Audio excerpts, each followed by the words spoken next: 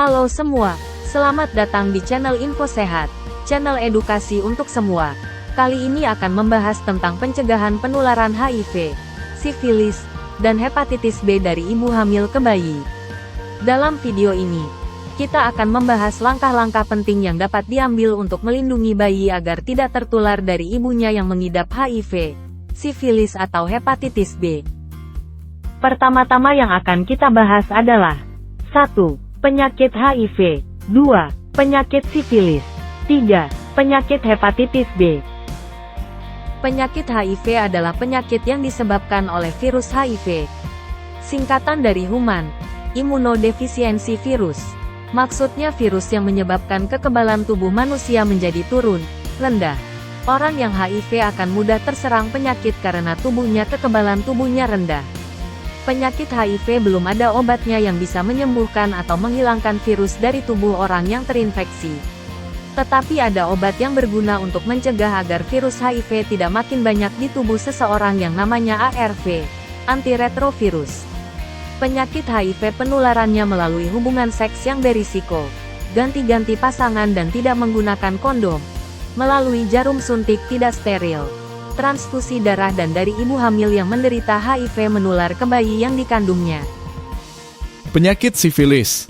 Sifilis adalah salah satu jenis penyakit infeksi menular seksual atau penyakit kelamin. Sifilis disebabkan oleh bakteri namanya Treponema pallidum. Penularannya melalui hubungan seks yang berisiko. Penyakit sifilis bisa disembuhkan dengan obat. Apabila penyakit sifilis tidak diobati bisa menyebabkan komplikasi yang serius, yaitu gangguan saraf, seperti impotensi, gangguan berkemih, menurunnya fungsi pendengaran, gangguan penglihatan, meningitis ataupun stroke. Sifilis dapat menyebabkan komplikasi berupa kerusakan katup jantung. Jadi jangan dianggap sepele. Dan penyakit sifilis juga bisa ditularkan dari ibu hamil yang sifilis kepada bayinya. Selanjutnya adalah penyakit hepatitis B. Adalah radang hati atau liver yang disebabkan oleh virus hepatitis B. Penyakit ini menyebabkan hati menjadi radang, dan jika tidak dilakukan pengobatan dengan baik akan menyebabkan radang hati kronis bahkan menjadi kanker hati. Penyakit ini bisa dicegah dengan imunisasi hepatitis B yang diberikan saat bayi baru lahir, saat bayi usia 2 bulan, usia 3 bulan dan terakhir usia 4 bulan. Penyakit hepatitis B ini juga bisa ditularkan dari ibu hamil hepatitis B kepada bayinya. Nah, itu tadi informasi singkat tentang penyakit HIV, sifilis, dan hepatitis B. Untuk penjelasan yang lebih lengkap tentang HIV, sifilis, dan hepatitis B bisa dilihat di video lainnya. Selanjutnya, hal-hal yang perlu diperhatikan bagi ibu hamil adalah lakukan pemeriksaan kehamilan secara rutin di dokter, puskesmas, dan bidan. Saat ibu hamil periksa kehamilan pertama kali, akan dilakukan pemeriksaan antara lain tes HIV, tes sifilis, dan tes hepatitis B. Jika ibu hamil tersebut positif HIV atau sifilis atau hepatitis B, maka dokter akan melakukan tindakan A. Jika ibu hamil positif HIV, maka dokter akan memberikan obat ARV (antiretroviral). Sehingga virus HIV yang berada di darah ibu jumlahnya menjadi sedikit sehingga risiko penularan ke bayi makin kecil bahkan tidak menular. B. Jika ibu hamil positif sifilis, maka dokter akan melakukan pengobatan sifilis sesuai standar, sehingga ibu hamil tersebut sembuh sifilis dan tidak menularkan ke bayinya. C. Jika ibu hamil positif hepatitis B, maka dokter akan memberikan obat hepatitis B sehingga risiko penularan ke bayinya menjadi kecil. Saat melahirkan sebaiknya di puskesmas, dokter atau bidan tempat ibu hamil tersebut biasanya periksa, agar dokter atau bidan tahu tindakan yang akan dilakukan. Untuk cara melahirkan pada ibu positif HIV, sifilis, atau hepatitis B adalah lahir secara spontan, tidak harus melalui operasi seksio, kecuali jika memang ada faktor penyulit. Untuk ibu hamil positif hepatitis B setelah bayinya lahir akan segera diberikan suntikan HBIG, yaitu imunoglobulin hepatitis B, untuk mencegah menyebarnya virus hepatitis B dari ibu ke bayinya. Kesimpulan dari semua yang telah kita pelajari adalah pentingnya pencegahan dan pengobatan dini dalam melindungi ibu hamil dan bayinya dari penularan HIV, sifilis, dan hepatitis B. Dengan langkah-langkah yang tepat dan dukungan yang memadai, kita dapat memastikan masa depan yang sehat untuk generasi mendatang. Selanjutnya ada penjelasan tentang pemeriksaan EID atau Early Infant Diagnostic, yaitu pemeriksaan HIV pada bayi dan viral load atau hitung jumlah virus pada ibu hamil HIV, yang akan disampaikan oleh ahli. Semoga bermanfaat buat kita semua. Salam sehat. Terkait dengan early infant diagnose, memang ini merupakan suatu tantangan tersendiri dalam tata laksana HIV, terutama pada prong 4. Ini adalah yang akan kita bicarakan pada pagi hari ini. Kalau kita bicara kembali ke belakang, memang HIV itu tanda kutip seperti penyakit baru. Namun demikian, sebenarnya sejak tahun 81 itu sudah kita kenal HIV. Dan berbagai upaya dilakukan termasuk juga tata laksana agar kebetulan ada individu yang terinfeksi bisa tetap memiliki kualitas hidup yang baik. Bila mana bicara secara global, sekitar 39 juta saat ini yang HIV,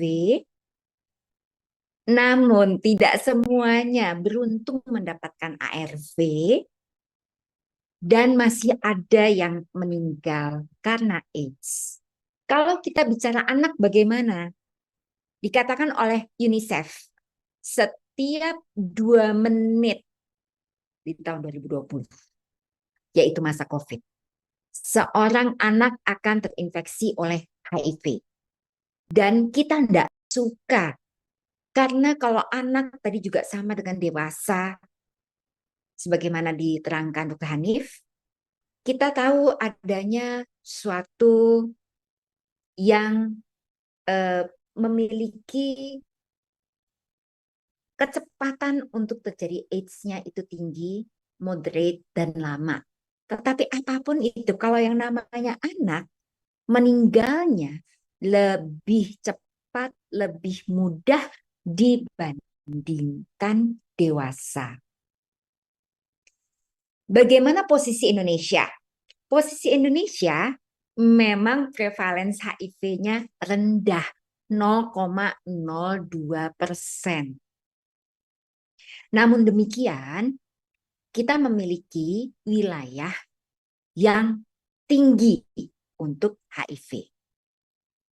Bagaimana situasi di data UNAIDS 2022 untuk anak? Kalau HIV, kalau anak itu 0 sampai 18 tahun, tetapi kalau HIV sampai 14 tahun ya para teman-teman semua, Bapak Ibu, 0 sampai 14 tahun, kalau kita lihat dibandingkan 2010, 2015, 2021, ternyata HIV baru anak itu tidak beranjak jauh. Bagaimana dengan kematiannya terhadap AIDS berdasarkan tahun? Ternyata bukannya turun, tetapi malah semakin meningkat dibandingkan 2010. Sedangkan total anak yang terinfeksi oleh HIV di Indonesia, angkanya pun 2010 8.500, 2015 naik 15.000, di 2021 makin meningkat. Artinya apa? Ada yang kurang dalam menghentikan infeksi transmisi dari ibu ke anak. Itu adalah masalah di Indonesia. Namun yang paling kita kurang senang dari seluruh anak, ternyata yang mendapat terapi ARV itu hanya 1/4. Artinya 3/4 anak HIV masih memerlukan dukungan kuat.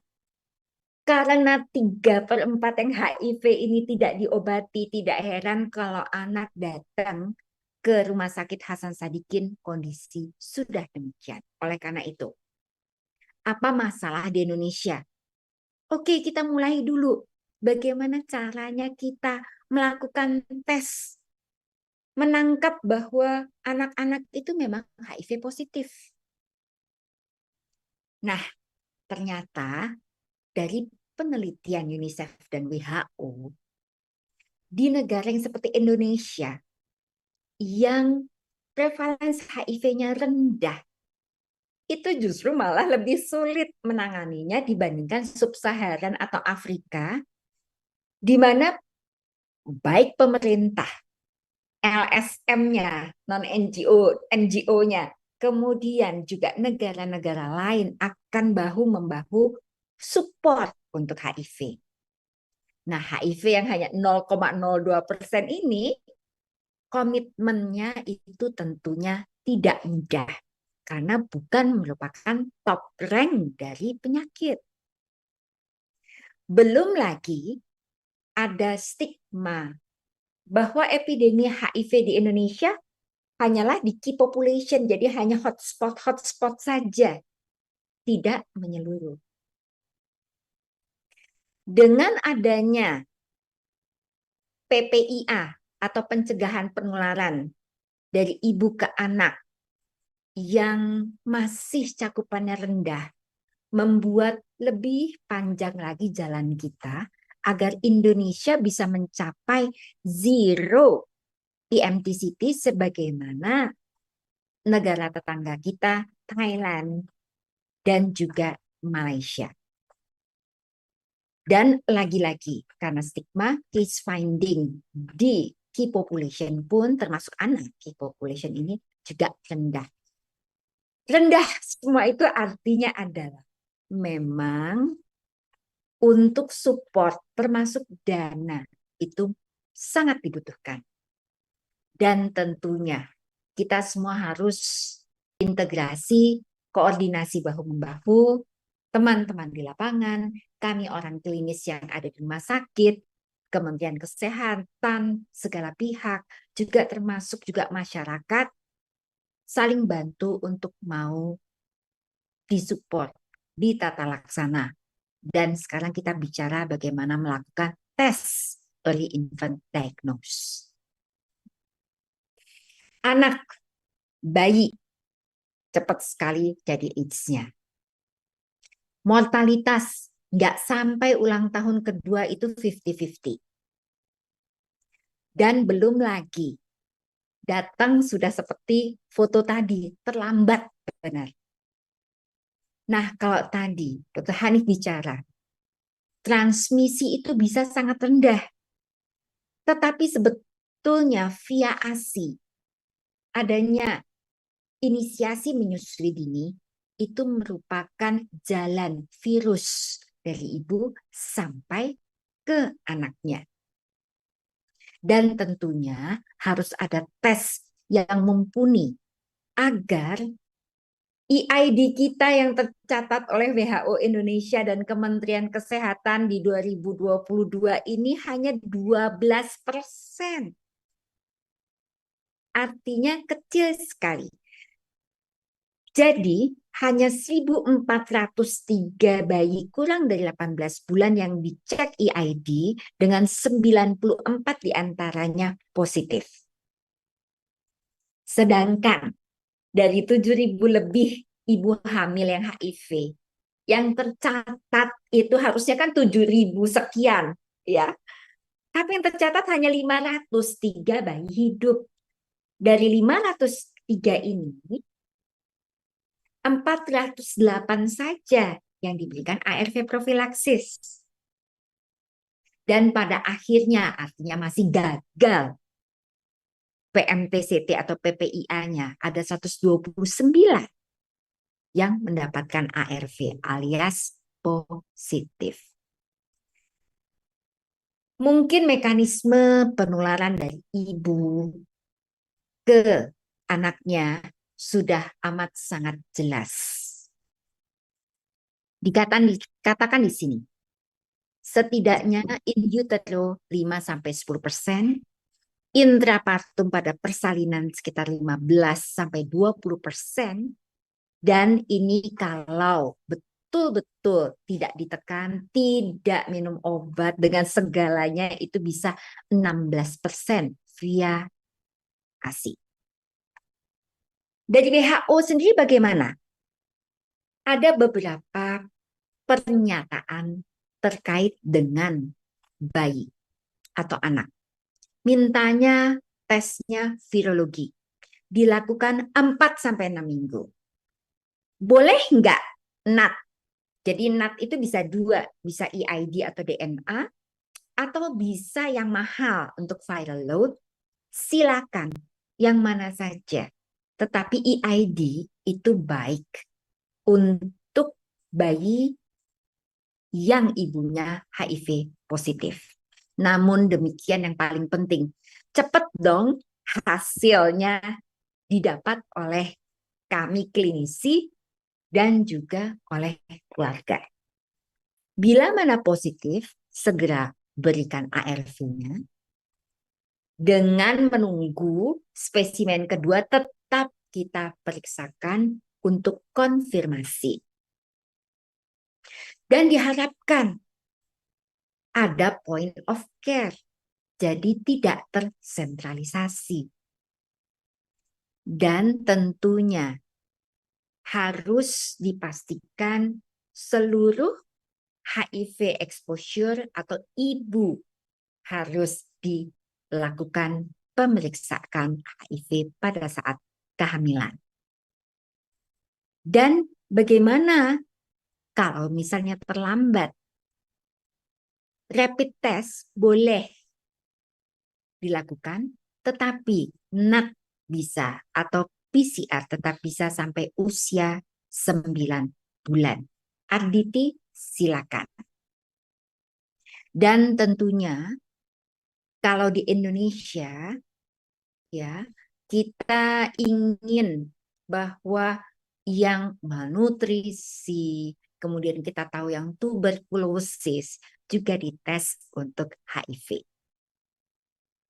Dan kalau ternyata HIV statusnya belum diketahui, ini yang masih sulit dilakukan di Indonesia karena ibunya belum diperiksa, dikatakan bahwa pada saat dilakukan imunisasi, coba ditanya bagaimana status HIV anaknya atau dilakukan pemeriksaan.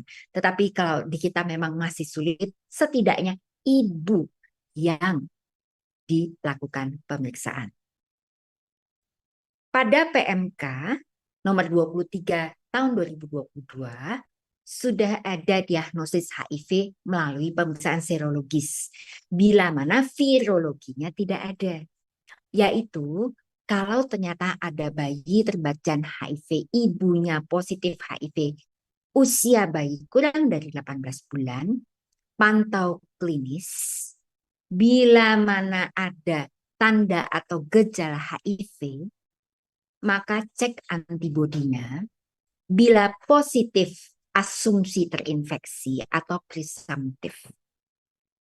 Mulai terapi dengan konfirmasi.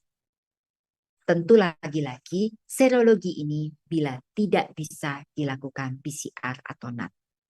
Bagaimana kalau negatif hasil serologinya? Artinya ibunya kemungkinan ini adalah negatif atau kalau di sini pasti ya sudah positif. Atau memang betul-betul kita bisa percaya bahwa bayinya antibodi negatif, pastikan pakai ASI, diberi ASI atau tidak. Karena memerlukan cek antibodi dan atau 3 bulan setelah berhenti ASI, kita lakukan lagi. Kalau bayi sehat-sehat saja, usia 9 bulan, cek antibodi kalau negatif seperti tadi, tetapi kalau positif di usia 9 bulan, anaknya sehat, asumsikan tidak terinfeksi dengan pemantauan klinis berkala. Namun, pemeriksaan serologi ini masih mungkin salah karena antibodi ibu bisa masuk via plasenta ke janin sehingga secara standar tes serologi rapid test anti HIV kurang akurat sampai bayi berusia 15 sampai 18 bulan, yaitu usia terkecil termuda antibodi ibu tidak terdeteksi. Namun kalau kita menunggu anti HIV seperti ini, terlalu banyak bayi yang meninggal bila mana dia ternyata HIV positif. Oleh karena itu pilihan kita adalah pemeriksaan virologi, yaitu di mana usia 6 minggu saja kita lakukan cek. Bila mana positif kemungkinan terinfeksi HIV, start terapi dengan ulangi lagi di usia 4 bulan. Bila mana negatif tanpa ASI, kemungkinan tidak terinfeksi HIV, maka kita akan tes cepat antibodi usia 18 bulan. Tetapi kalau negatif mendapatkan ASI, maka selama anak ini masih ASI, belum berhenti, maka tetap berisiko terinfeksi HIV. Ulangi uji virologi pada usia 9 bulan, bila negatif uji untuk antibodi usia 18 bulan. Oleh karena itu, early infant diagnosis itu sangat penting oleh WHO, di-endorse sejak tahun 2016.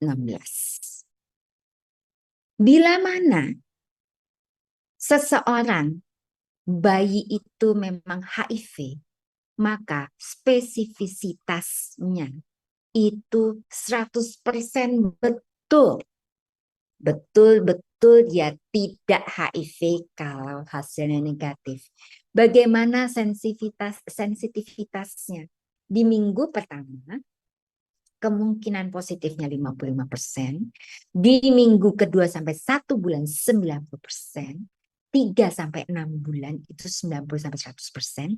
Tidak heran kita ambil sebagaimana WHO pemeriksaan di usia 4 sampai 6 minggu agar sensitivitasnya itu bisa sekitar 90 sampai 100%.